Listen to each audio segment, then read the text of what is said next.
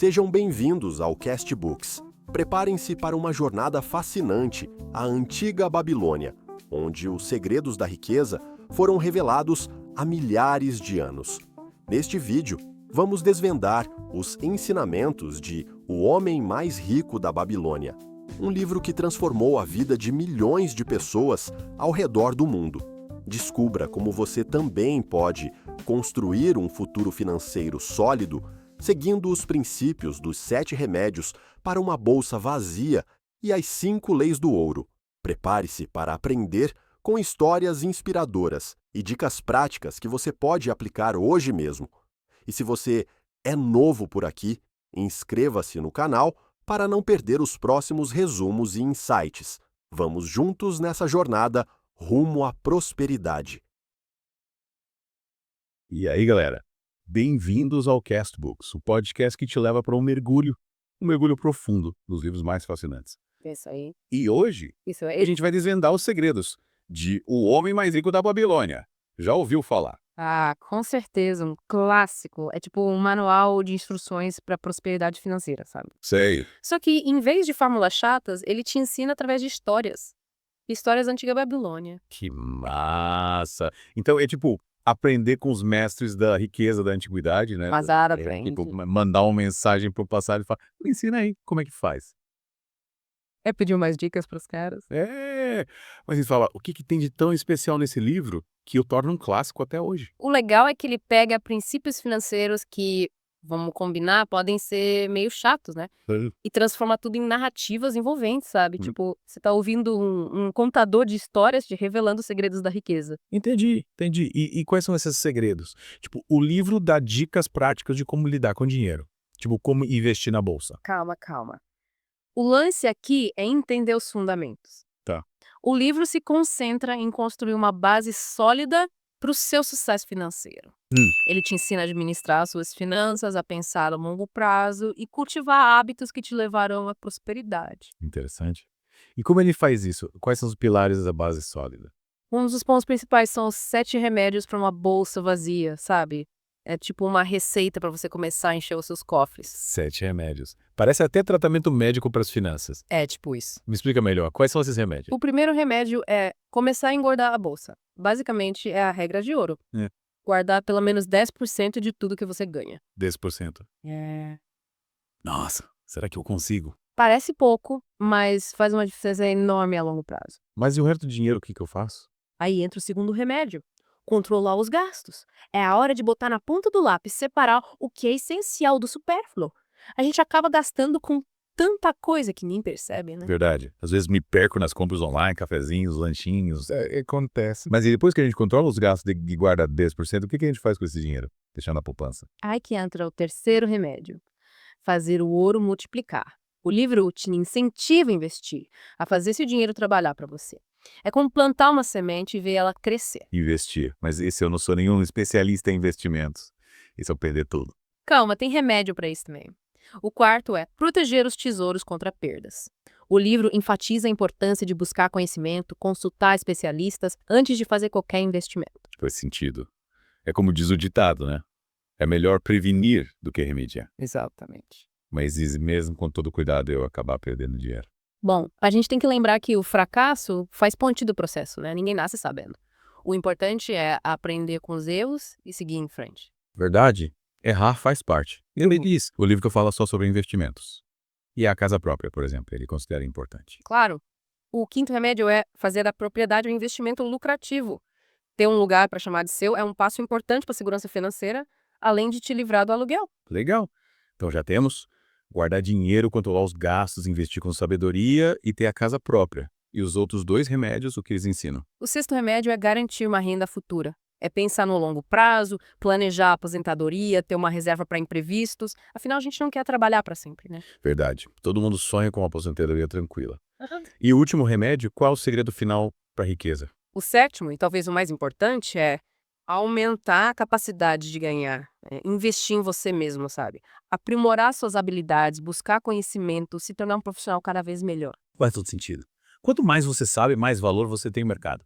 Mas Vivi fala, esses 7 remédios são tipo uma lista de mandamentos. Ou o livro apresenta essas ideias de uma forma mais digamos, criativa. Aí que tá a mágica do livro. Ele usa histórias cativantes para ilustrar cada um desses princípios. Você se sente transportado para a antiga Babilônia e aprende com as experiências dos personagens. Que legal. Então é tipo aprender finanças sem perceber, né? É, tipo isso. E quais são as histórias mais marcantes do livro? Ah, tem várias. Tem a história do Dabazir, um cara que se endividou e teve que fugir da Babilônia. Mas com muita determinação ele dá a volta por cima. Tem a história do Matom, um AJ, mas um cara sábio que ensinava as pessoas a lidar com dinheiro. E tem a história do Shahunada, um príncipe mercador que mostra a importância do trabalho duro e da generosidade. Nossa, quanta história interessante. Mal posso esperar para mergulhar de cabeça nesse livro.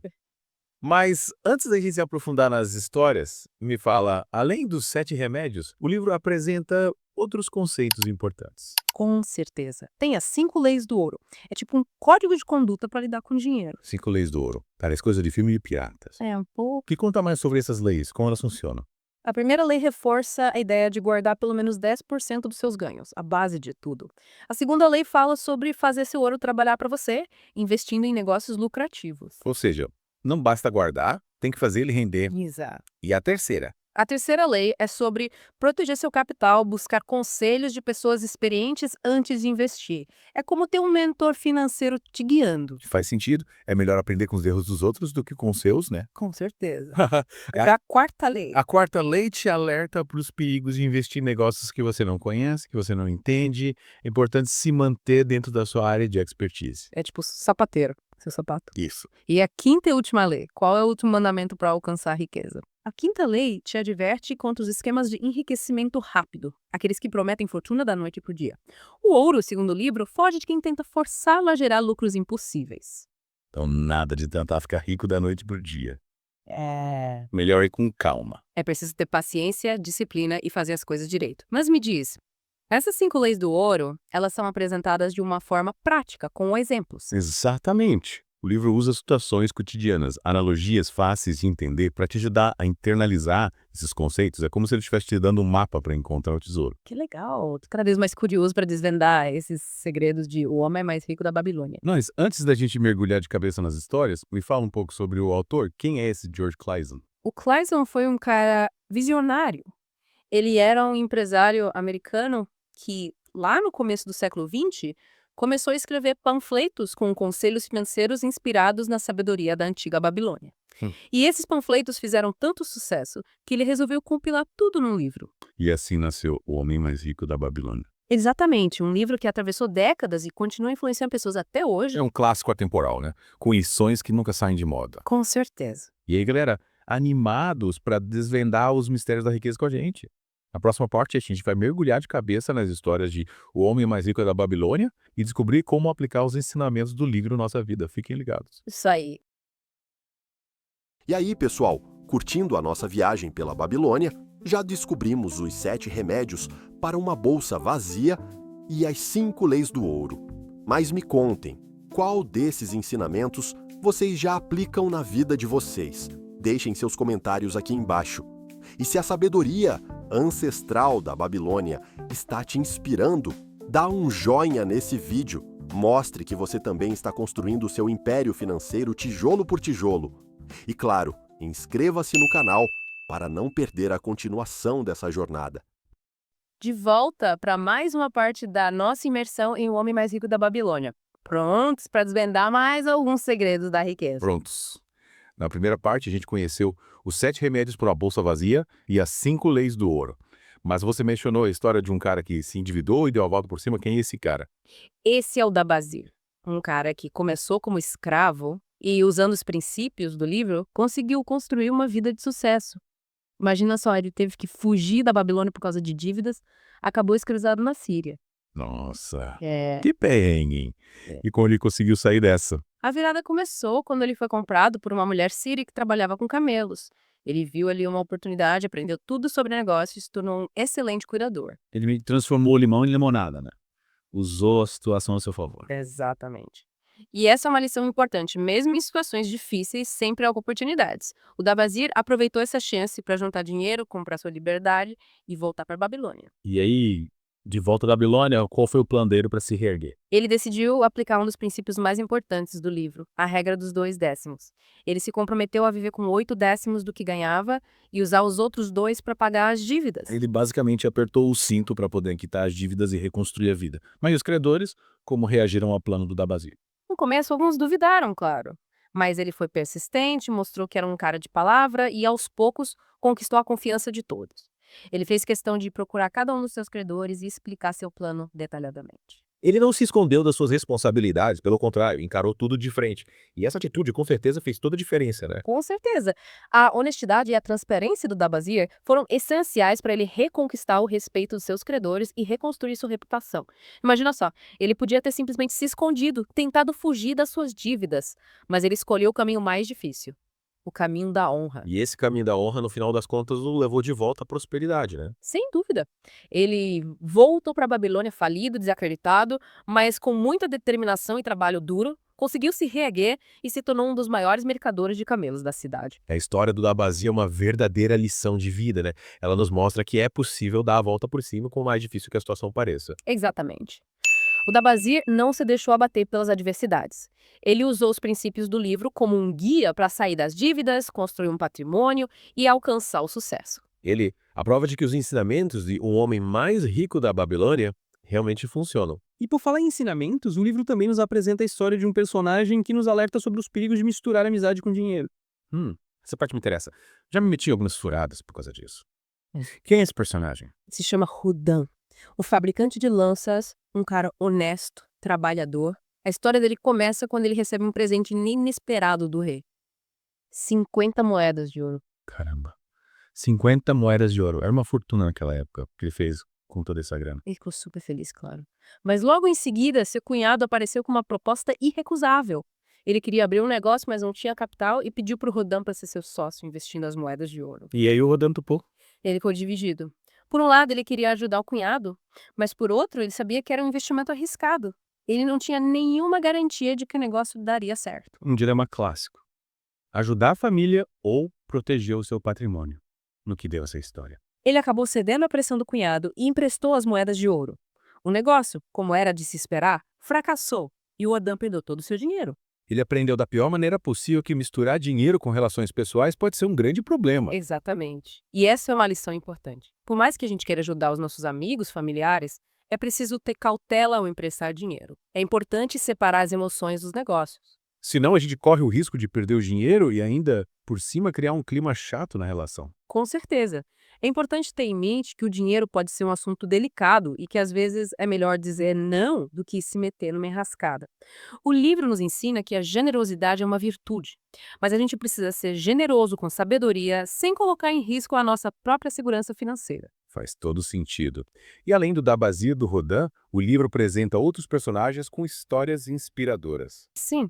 Tem a história do Maton, um agiota, que, apesar da profissão, era um cara muito sábio. Ele tinha um baú cheio de histórias sobre pessoas que tomaram decisões erradas com dinheiro e usava essas histórias para ensinar os outros a lidar com as finanças de forma responsável. Parece que ele era um tipo de conselheiro financeiro da época, né? Exatamente. Ele era um cara que entendia de gente, sabia identificar os pontos fracos de cada pessoa e usava isso para dar conselhos personalizados. Ele não era um agiota explorador, ele realmente se importava com o bem-estar de seus clientes. E quais eram os principais conselhos que ele dava? Ele sempre dizia que, antes de emprestar dinheiro para alguém, era preciso analisar cuidadosamente a situação da pessoa, entender seus planos, seus objetivos e, principalmente, sua capacidade de pagamento. Ele também alertava sobre os perigos de se deixar levar pela ganância de investir em negócios que você não conhece. Parece que ele era um mestre na arte de avaliar riscos e tomar decisões inteligentes. Com certeza. Ele tinha um faro para identificar boas oportunidades e evitar ciladas. E ele sempre dizia que o segredo do sucesso financeiro estava em 3 coisas: trabalho duro, economia inteligente e investimento seguro. Parece que ele seguia à risca os princípios de o homem mais rico da Babilônia. Sem dúvida. Ele era a prova viva de que os ensinamentos do livro realmente funcionavam na prática. E além do Maton, tem mais algum personagem marcante no livro. Sim. Tem a história do Charunada, um príncipe mercador que, ao invés de esbanjar sua riqueza, decidiu usar seu conhecimento e experiência para ajudar os outros. Ele tinha um sobrinho neto, o Adangula, que era um jovem mimado e acostumado a ter tudo na mão. Aquele típico filhinho de papai. Exatamente. Sim. E o Shaunada decidiu levar o Radangula em uma longa viagem com a sua caravana para lhe ensinar o valor do trabalho duro, da persistência e da humildade. Ele queria mostrar ao sobrinho que a vida não era só mordomia, né? Exatamente. Ele queria que o Radangula entendesse que a verdadeira riqueza não estava no dinheiro, mas sim na capacidade de construir algo com as próprias mãos, de superar os desafios e de fazer diferença no mundo. Que lição e tanto. E o Radangula aprendeu a lição. Sim, no começo ele reclamou, claro, mas com o tempo ele foi se adaptando à nova rotina, aprendendo com as dificuldades e descobrindo o valor do trabalho duro. E o que mais o Shaunada ensinou o Radangula? Ele contou a história da sua própria vida, de como ele começou como um simples escravo e, através de muito esforço e dedicação, construiu um império. Ele também ensinou a Dangula a importância de ter um objetivo na vida, de traçar metas e lutar para alcançar os seus sonhos. Parece que o Shaunada era um verdadeiro mestre, né? Ele usou a sua própria história para inspirar o sobrinho e guiá-lo no caminho da prosperidade. Certamente. Ele acreditava que o conhecimento era um dos bens mais preciosos que uma pessoa podia ter e que esse conhecimento deveria ser compartilhado para ajudar os outros a crescerem e prosperarem. E Homem Mais Rico da Babilônia é um exemplo disso, né? Um livro que compartilha conhecimentos milenares sobre finanças de forma acessível e inspiradora. Com certeza. E na próxima parte a gente vai conhecer a história de um personagem que perdeu uma grande oportunidade por causa do medo e da insegurança. Fiquem ligados para descobrir quem é esse personagem e quais lições a gente pode aprender com a história dele. E aí, pessoal, preparados para mais uma dose de sabedoria babilônica?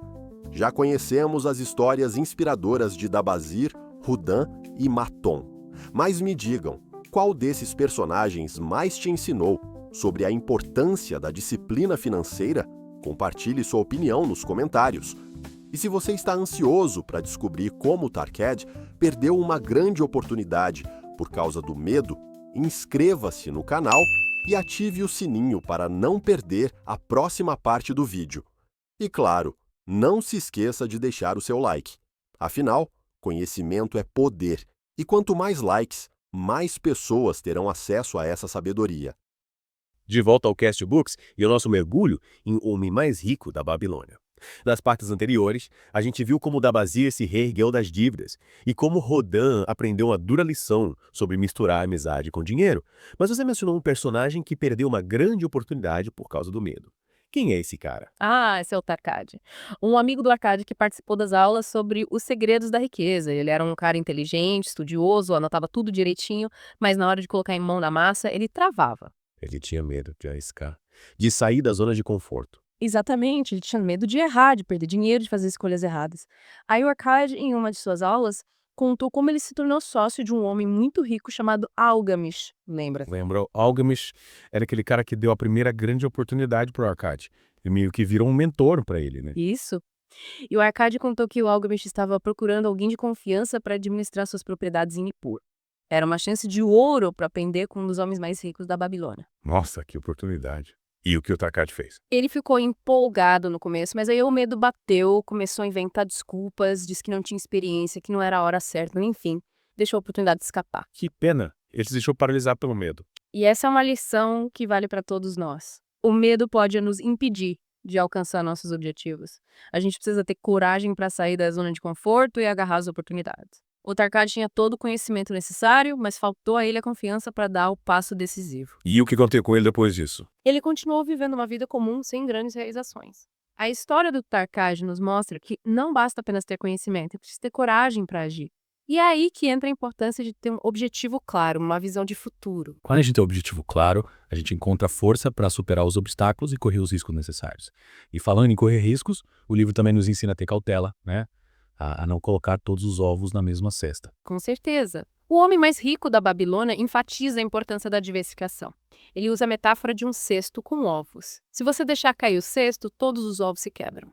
Mas se você dividir os ovos em vários cestos, o risco de perder tudo diminui. Faz todo sentido. É como diz o ditado, não coloque todos os seus ovos na mesma cesta. Exatamente. Diversificar é uma forma de proteger seu patrimônio. E o livro também nos ensina a importância de investir em conhecimento.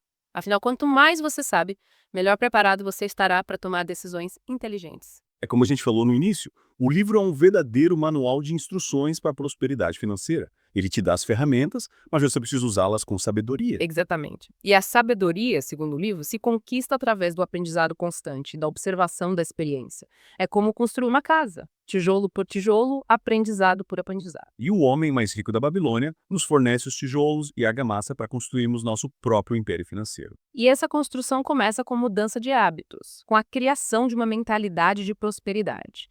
O livro nos ensina a pensar como os ricos, a agir como os ricos, a ter a mesma disciplina e determinação. Então não é só uma questão de sorte, é uma questão de atitude, de mentalidade, de fazer as escolhas certas. Exatamente. O homem mais rico da Babilônia nos mostra que a prosperidade financeira está ao alcance de todos, desde que estejamos dispostos a aprender, a trabalhar duro e a ter paciência. A riqueza é como uma árvore. Leva tempo para crescer, mas se você cuidar dela com carinho, ela te dará frutos abundantes. E aí, galera?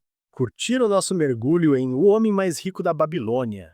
Esperamos que as histórias e os ensinamentos desse livro clássico inspirem vocês a construir uma vida mais próspera e abundante. Lembrem-se, a riqueza não é um destino, é uma jornada. E essa jornada começa com o primeiro passo. Então, o que vocês estão esperando? Peguem o livro, abram suas mentes e comecem a construir seu próprio caminho para a prosperidade. E fiquem ligados para mais mergulhos em livros incríveis que podem transformar a sua vida. Até a próxima! Se você busca transformar sua vida financeira e construir um futuro próspero, O Homem Mais Rico da Babilônia é um guia indispensável. Este livro oferece princípios atemporais e lições práticas que podem ser aplicadas por qualquer pessoa, independentemente de sua situação financeira atual. Se você é um jovem começando sua jornada financeira, um profissional buscando aprimorar suas habilidades ou alguém que deseja garantir uma aposentadoria tranquila, este livro é para você. Não perca a oportunidade de adquirir este clássico e aprofundar seus conhecimentos. O link está na descrição do vídeo. E se você gostou deste resumo e quer continuar aprendendo sobre desenvolvimento pessoal, explore nossa playlist de livros relacionados.